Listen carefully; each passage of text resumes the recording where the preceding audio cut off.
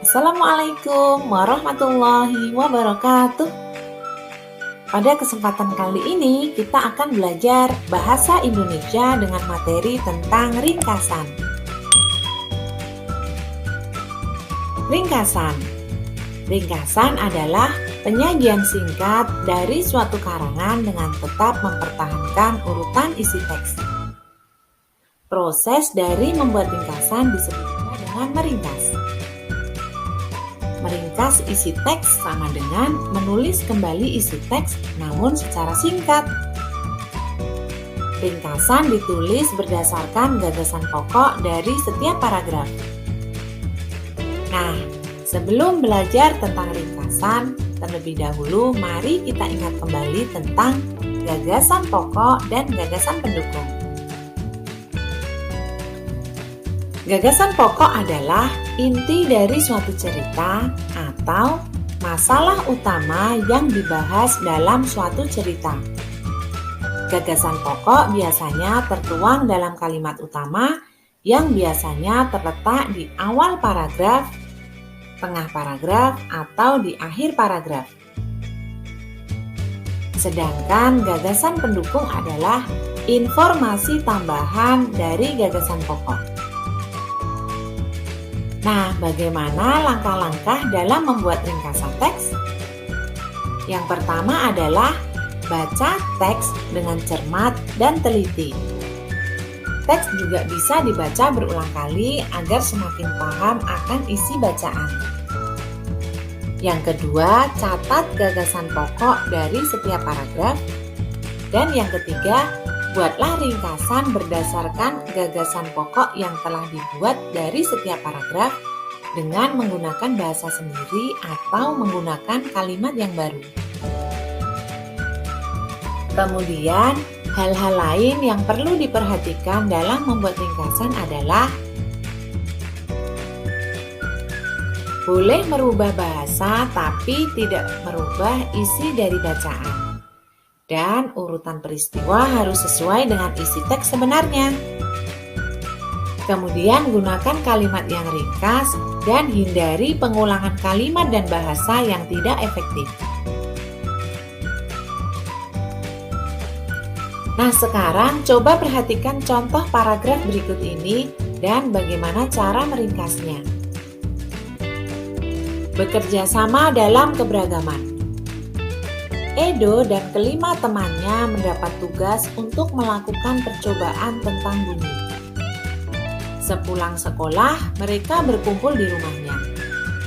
Setiap orang sudah menyiapkan peralatan yang dibutuhkan. Lani dan Siti membawa beberapa kaleng yang sudah dilubangi. Udin dan Beni membawa benang kasur. Mereka berkumpul di halaman depan rumah. Keenam sekawan siap bekerja sama melakukan percobaan.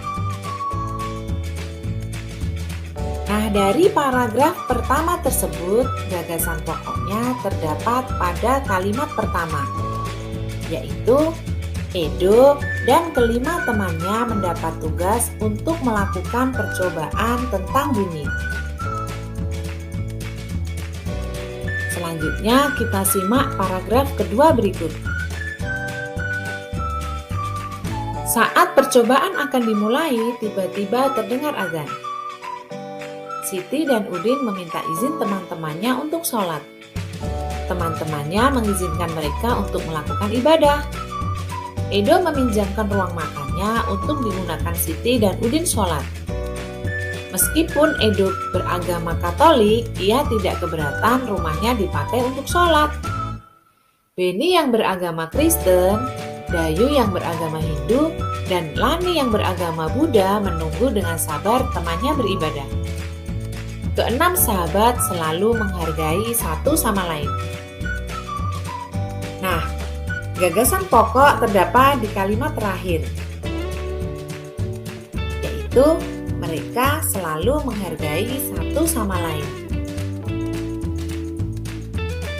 Sekarang coba perhatikan paragraf ketiga berikut ini. Tiba saatnya keenam sekawan melakukan percobaan. Setiap orang menunjukkan tanggung jawabnya dalam bekerja. Tidak ada satupun di antara mereka yang duduk diam atau memberi perintah saja. Semuanya ikut bagian dalam percobaan. Saat Dayu membutuhkan pertolongan memotong benang, Udin datang membawakan gunting. Saat Edo kesulitan menalikan benang di kaleng, Siti ikut membantu. Keenam sahabat bekerja sama dengan semangat. Mereka hidup rukun, saling membantu meskipun berbeda agama. Nah, gagasan pokoknya terdapat di kalimat terakhir, yaitu mereka hidup rukun dan saling membantu meskipun berbeda agama. Nah, langkah selanjutnya dalam menentukan ringkasan adalah dengan menggabungkan ketiga gagasan pokok yang telah dibuat menjadi satu paragraf atau satu ringkasan, yaitu seperti ini. Edo beserta kelima temannya mendapat tugas dari gurunya untuk melakukan percobaan tentang bunyi. Dalam bekerja sama, mereka selalu menghargai satu sama lain. Selain itu, mereka hidup rukun dan saling membantu meskipun berbeda agama. Nah, dalam menggabungkan gagasan pokok, boleh ditambahkan kata hubung. Boleh juga menggunakan kalimat baru atau kalimat sendiri, tapi tidak boleh merubah urutan dan juga makna atau kandungan teks paragraf asli. Nah, sekali lagi yang perlu diperhatikan dalam ringkas adalah yang pertama, baca teks dengan teliti, kemudian tentukan gagasan pokoknya, dan yang ketiga, susun gagasan pokok tersebut menggunakan kalimat baru. Nah, demikian materi tentang cara membuat ringkasan kali ini. Semoga bisa dipahami dengan baik. Sampai bertemu di pembelajaran selanjutnya. Terima kasih. Wassalamualaikum warahmatullahi wabarakatuh.